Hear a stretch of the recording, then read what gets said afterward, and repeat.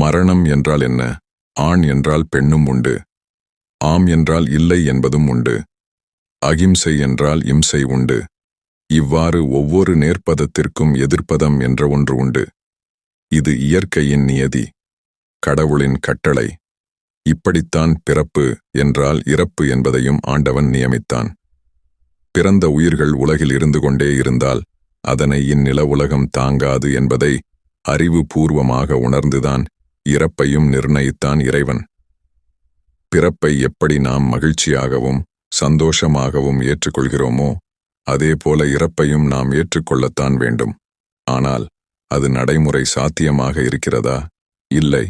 இறப்பை கண்டு அச்சப்படுகிறோம், நடுங்குகிறோம், கவலைப்படுகிறோம். ஏன் அப்படி?